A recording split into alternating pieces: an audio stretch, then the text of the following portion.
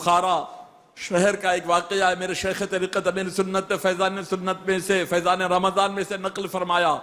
ایک مجوسی اپنے نوجوان بیٹے کے ساتھ گزر رہا تھا، ماہ رمضان کا مقدس مہینہ تھا، بھر بازار میں گزرتے ہوئے اس مجوسی، اس آتش پرست، اس آگ کے پوجنے والے جس کو ہم پارسی کہتے، اس کے نوجوان نے کوئی بازار میں مسلمانوں کے کچھ کھانا شروع کر دیا۔ اس بوڑھے باپ نے اپنے جوان بیٹے کو تماچا رسید کرتے ہوئے کہا، تجھے شرم نہیں آتی کہ ماہ رمضان میں تو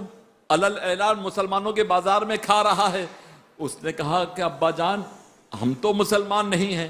ہم پر تو روزے فرض نہیں ہے، میں نے اگر کھا پی لیا تو کیا اس میں گناہ ہو گیا؟ فرمایا کہ ماہ رمضان میں مسلمانوں کے سامنے کم از کم تو اس چیز سے پرہیز کرتا۔ اب کچھ عرصے کے بعد اس بوڑھے مجوسی کا انتقال ہو گیا، کسی نے خواب میں دیکھا تو کیا دیکھا کہ جنت کی نعمتوں میں ہے، جنتی حلہ پہنا ہوا ہے، جنتی نعمتیں پایا ہوا ہے۔ خواب دیکھنے والے نے پوچھا کہ اے بھائی،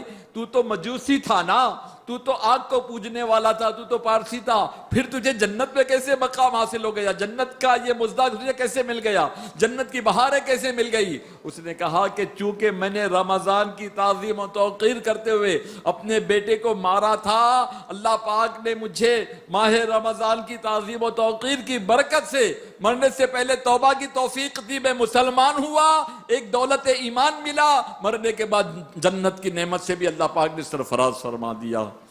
تو ایک غیر مسلم اس کی تعظیم و توقیر کرے تو جنت تک پہنچ جائے، ایمان کی دولت پا جائے، تو ہم مسلمان ہیں، ہمیں تو بہت زیادہ اس کی تعظیم و توقیر کرنی ہے۔ اللہ پاک سے دعا ہے کہ اللہ جل شانہ ہم سب کو اس کی کثرت کے ساتھ تعظیم و توقیر کرنے، اس میں کثرت کے ساتھ عبادت کرنے اور نیکیوں کے ساتھ ساتھ گناہوں سے بچنے کی بھی ہم کو توفیق رفیق عطا فرمائے۔